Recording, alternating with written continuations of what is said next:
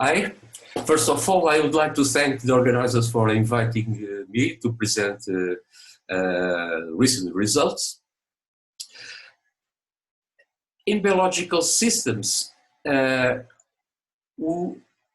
complexity is characteristics. And one example of how to achieve complexity is the supramolecular chemistry. We have the molecules here, the building blocks. They self-assemble spontaneously, in principle, or upon external stimulus. And it is an example of a bottom-up approach. We have the increasing of complexity and at the same time increasing of the dimension of the structure of the supramolecule. A nice example of the supramolecular chemistry is the structure that gives the blue color to the Cumelina communis, studied by Yoshida, Gotue, and Kondo. And we have the building blocks are the metal, the flavocomelin, the anthocyanin, and they self-assemble in this structure in one plan, 3-3-1, and another plan here. And this is a typical bottom-up approach that the color is essential given because the anthocyanin links to the metal here by this position here, these two hydroxy substitutes. However, there is another way how to achieve complexity that we call metamorphosis. If you have a molecule, a generator, that gives another molecule, a different one, and a different one, and a different one, and so on.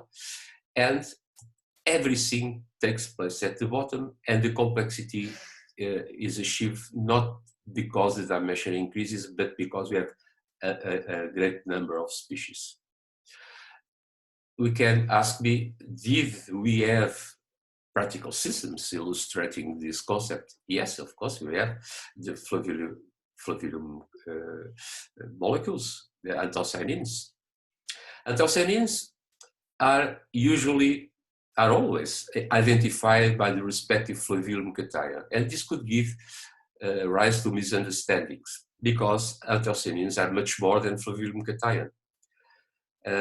I'm presenting here the flavulum cation, but the flavulum cation, after increasing the pH, gives this species by proton transfer to the water, which is the blue quinoidal base. And upon hydration in this position gives this colorless species because the conjugation is disrupted here. This ring here can open, giving the cis-chalcone, and finally the isomerization of the trans-chalcone, and the system is reversible. Because we are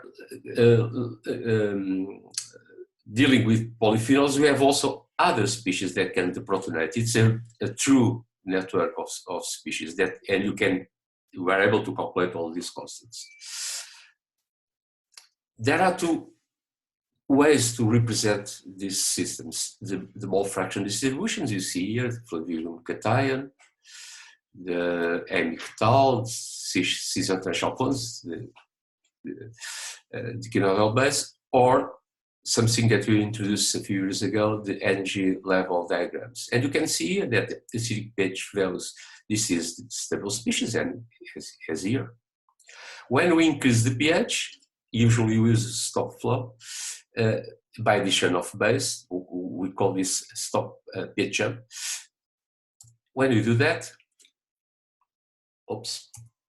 the stable species is not anymore the flavulum cation and are the other species. But this reaction is much faster than the others. So the first thing to occur is the formation of quinoidal base. But quinoidal base is not the most stable species. And so the system tends to go to the equilibrium. There is one point very important because discovered by Bourriard and Dubois. It is that this species is stable in acidic, moderately acidic medium. And the reaction goes forward by hydration in this position to give this colorless species. That takes minutes. Then this ring opens in sub-seconds. And finally, in hours, we have the cis-trans isomerization. This is the situation at equilibrium. We see that flavium cation is observed only at very acidic pH, and at higher pH values is more or less colorless solutions. This is the pH of vacuoles where the anthocyanins are located. And we see that in some fruits we have these very acidic pH values, and in flowers usually we have much higher pH values. We have access to the pink color if you carry out a pH jump immediately after we have this color. At equilibrium not, because the system evolves as I showed before, and also we have access to the ionized color using the same thing, same pH jump, but to a bit higher pH values. So we have a problem. Red only in very acidic medium, and pink or blue minor species at equilibrium. How can nature overcome these problems? One way is the co-pigmentation. We see here an example. The co-pigmentation with flavium cation shifts the equilibrium towards more acidic pH values, and you can also have already red colors for some fruits because I'm much acidic. The same co-pigmentation with quinoidal base increases the amount of the pink blue, and you can have at higher pH values you can have color. In this case, the pink color or blue if you use the anionic quinoidal base. The other way is the intermolecular co-pigmentation. This intermolecular co-pigmentation takes place because we have these acylated units here. The sugars have these acylated units. And this is one example that was published a few years ago by Pauliard and Olivier Dangles. And we see that we have a pigment without any acylated unit, one pigment with this acylated unit, another pigment with this acylated unit, and finally the overall molecule with the two acylated units. And what we have done was to represent, we had the equilibrium constants of these pigments were previously reported, and we represent this as a function with an energy level diagram. And what we see here is that the energy level of the quinoidal base of the pink doesn't change very much. It's almost experimental error. While the colorless species becomes more unstable, which means that we start to observe color when we have the overall molecule.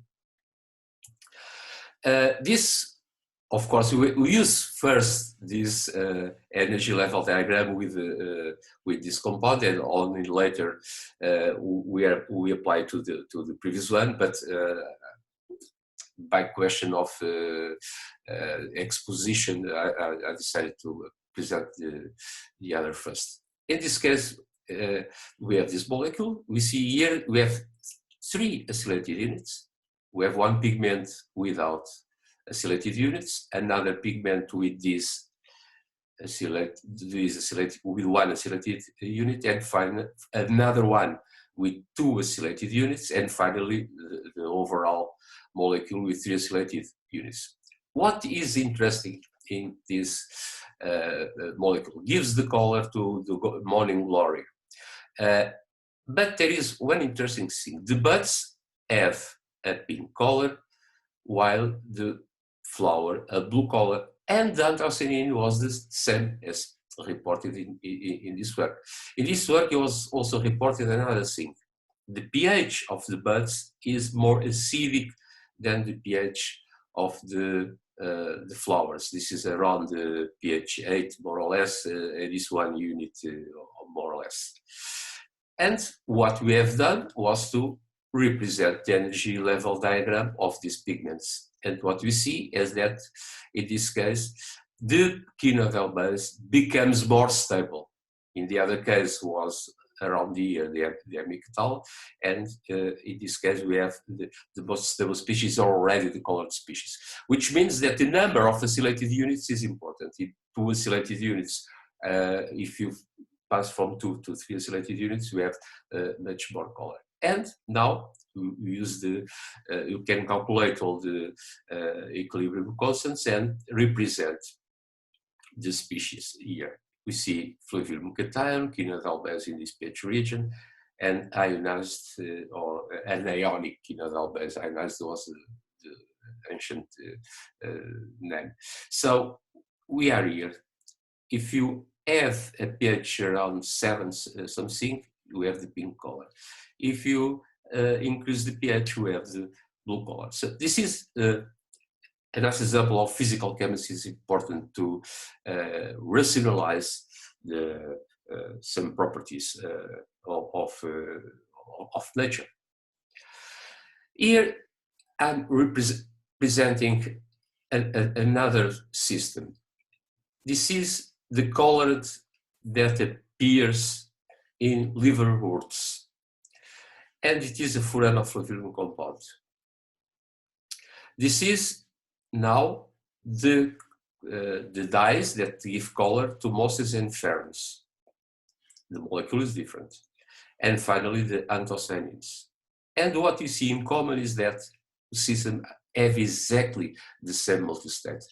The flavulum cation that gives quinoidal base, the hydration giving amicatal, opening the ring cis-chalcone, and trans-chalcone. They are exactly the same. Now let's see what happens in the evolution tree of the plants. We have here the liverworts. Many millions of years after mosses and ferns, and finally angiosperms.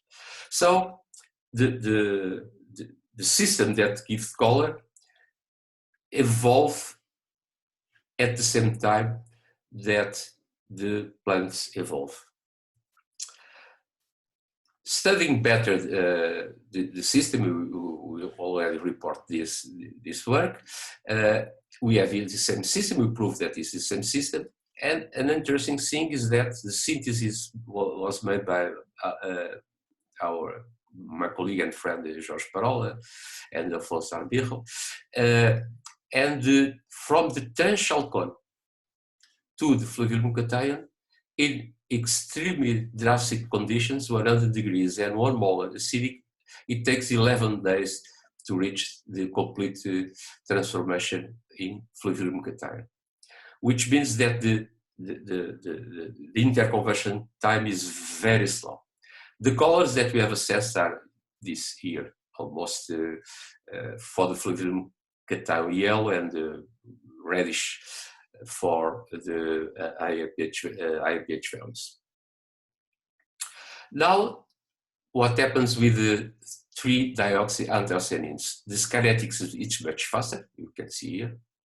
It's slower than anthocyanins, but it's much faster. This is the color at the equilibrium acidic pHs. At pH 5, 6, it is this color, a mixture of quinoidal base and CT. We have assessed the colors of the base and for the anionic base. Summarizing, in liverworts, we have access to these colors only, not the blue.